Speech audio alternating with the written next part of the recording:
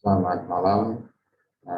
Hari ini saya Zainal Arifin dari Mahasiswa Unsia, bagian kelas manajemen.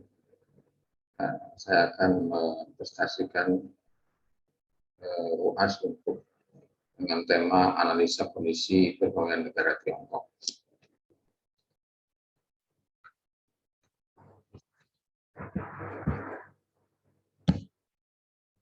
Latar belakang pertumbuhan ekonomi adalah proses penambahan kondisi perekonomian suatu negara secara keseluruhan menuju keadaan yang lebih baik selama periode tertentu. Pertumbuhan ekonomi dapat diartikan juga sebagai proses kenaikan kapasitas produksi suatu perekonomian yang diberikan dalam bentuk kenaikan pendapatan nasional. Pertumbuhan ekonomi merupakan salah satu indikator mikroekonomi yang menunjukkan tingkat kesejahteraan masyarakat suatu negara, tak terkecuali bagi negara yang masih berkembang seperti Indonesia atau pertumbuhan ekonomi akan menjadi pusat perhatian tingkat nasional. Untuk dapat tingkat ekonomi yang tinggi namun tetap stabil tidak mudah, sekaligus memiliki manfaat makroekonomi dalam mengatasi setiap permasalahan. Dalam cakupan ini kita akan bahas tentang negara Tiongkok yang sekarang mempunyai kekuatan pasar yang sangat dibutuhkan di dunia internasional. Rumusan masalah besar dari latar belakang diuraikan di atas, maka permasalahan dalam hal ini adalah bagaimana pengaruh jangka panjang jangka pendek pengaruh terhadap perubahan ekonomi, bagaimana pengaruh jangka panjang jangka pendek inflasi terhadap pertumbuhan ekonomi di Tiongkok. Inflasi Tiongkok, China merupakan inflasi sebesar 2,1% di bulan April 2022 yang merupakan level tertinggi dari sebelumnya sejak November 2021. Indeks tersebut naik drastis dibandingkan tercatat pada Maret 2021, 1,5%, juga jauh lebih tinggi dibandingkan kondisi pasar yang memberikan inflasi akan pada angka 1,5%. Berikut grafik inflasi Tiongkok. Dari grafik surplusnya tinggi, tetapi ada penurunan inflasi di bulan Januari dan Februari. Dan ini adalah tabel inflasi Tiongkok. Tingkat inflasi 2,5%. Yang terakhir ini sebenarnya 2,1%. Tingkat inflasi bulanan 0 dan sebelumnya minus 0,2. Indeks harga konsumen CPI 102,7 poin dibandingkan dengan sebelumnya tetap sama. Tingkat inflasi inti 1% dibandingkan dengan 9,9%. PDB deflator 69,6 poin yang sebelumnya 68,6 poin. Harga produsen 11,43 sama sebenarnya 1,3 poin. Perubahan harga produsen 6,1%. Inflasi pangan terakhir 2,9, sebelumnya 2,3%.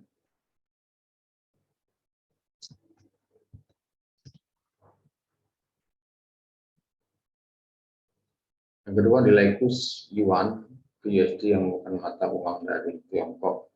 Kalau kita perhatikan dari grafik di sini, nilai yuan berawal dari tahun Juli 2001 sampai Juni 2002 ada penurunan dan diimbangi dengan kenaikan drastis terhadap USD.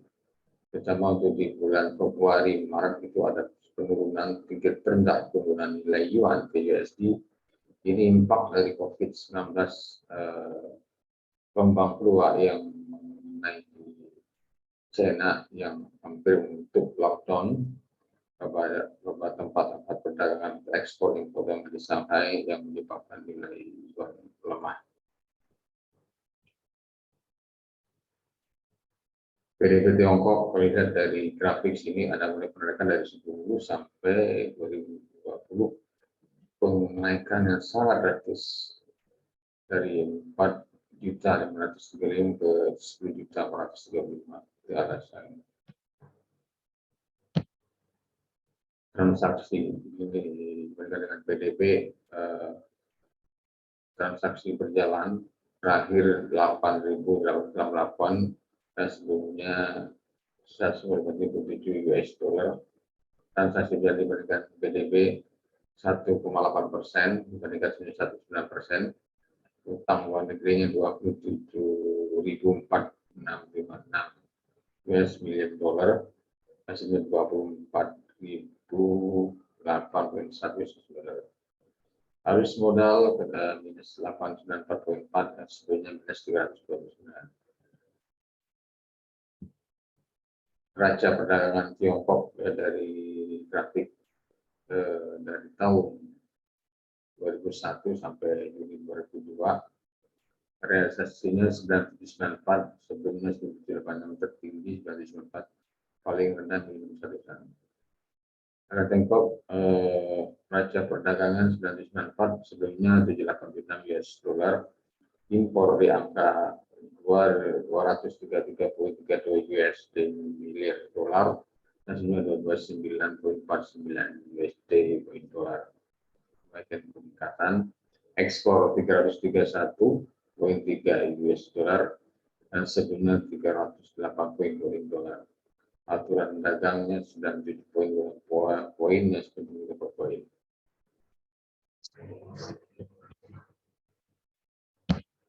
Kesimpulan dari secara umum dalam beberapa dekade negara-negara Tiongkok akan menjadi pesaing secara internasional. Sistem perbankan yang solid, sistem pengelolaan firewall keuangan yang sangat efektif, tingkat tabungan yang tinggi dan stabil, serta bahan besar yang sangat besar dan kapasitas diferensial. Yang faktor ini akan membangun fondasi ekonomi yang kuat untuk pertumbuhan negara ini di masa depan tanpa krisis keuangan. Faktor pertama adalah likuiditas internasional yang kuat dalam ekonomi negara. Cadangan likuiditas negara tidak hanya mempengaruhi kapasitas pembayaran dalam perdagangan, tetapi juga memampukan untuk menjaga stabilitas keuangan pada itu khususnya untuk krisis keuangan.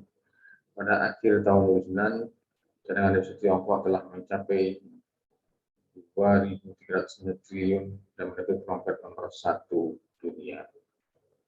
Untuk daftar peserta dari marketing kita ambil dari website e-trading.economy.com dan cic.data.com dan referensi buku rujukan reformasi ekonomi Tiongkok dan kebijakan RMB yang ditulis oleh Chen Yulu.